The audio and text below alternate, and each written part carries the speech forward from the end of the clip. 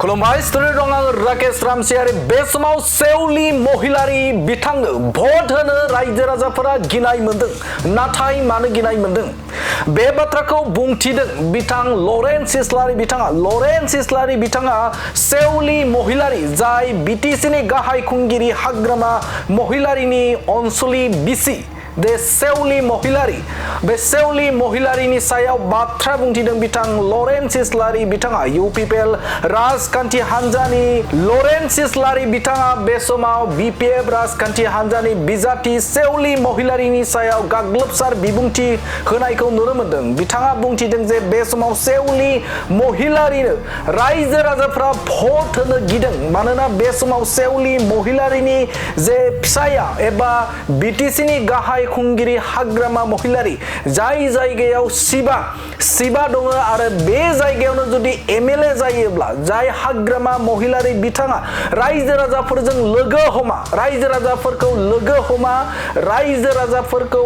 राजाफोरनो appointment होआ लोगो हमनायनि थाखाय गनायथि होआ आरो बे जायगायावनो जुदि बे समाव MLA जाबावब्ला माबायदि थासारि जागोन होननानै बाथ्रा बुंथिदों बिथां लरेन्स इस्लारि बिथाङा बाथ्रा बुंथिदों जे बे समाव सेवली महिलारिया बिथाङानो बुंथिदों जे बे समाव सप्तासे खनसेल' रायजो राजाफोरखौ बे समाव लोगो हमगोन होननानै बिथाङा बाथ्रा बुंथिदों नाथाय बे समाव गुबुन आद्रा दिनफोराव एबा 6 दिनाव एबा 6 दिनाव बिथाङा मा खालामगोन रायजो राजाफोरनि जेंनाखौ बिथाङा माबोरैहाय बोस्रांगोन होननानै बाथ्रा बुंथिदों बिथां लरेन्स इस्लारि बिथाङा आरो बिथाङा बुंथिदों जे बे समाव गुबुन समावबो UPPLनि दैदेनगिरिफोरखौ एबा बे समाव आंखौ गुबुन समावबो रायजो राजाफोरा जायखिजाया समावनो मोननो हायो होननानै बाथ्रा बुंथिदों बिथां लरेन्स इस्लारि बिथाङा आरो बिथाङा बाथ्रा बुंथिदों जे बे समाव हाग्रामा महिलारिनि बिसिखायसो बिथांखौ सिनायदों नाथाय बे समाव बिथाङा बे ओनसोलनि थाखाय आरो रायजो राजाफोरनि थाखाय मा बिहोमा दं होननानै बाथ्रा बुंथिदों बिथां लरेन्स इस्लारि बिथाङा आरो बिथाङा रोखा बाथ्रा बुंथिदों जे बे समाव रायजो राजाफोरा सेवली महिलारिनो भट होनो थाखाय गिदों आरो बिथाङा सिपनि एबा BTCनि बे सिपनि न'निनो सासे आइजो आरो बेवहायनो जुदि MLA जाबावब्ला बिथांमोननि थासारिया माबायदि जागोन बिथांमोना जिहेतु सिप थानायावनो गेटखौ खेवा आरो इयुनाव जुदि MLA जाबावब्ला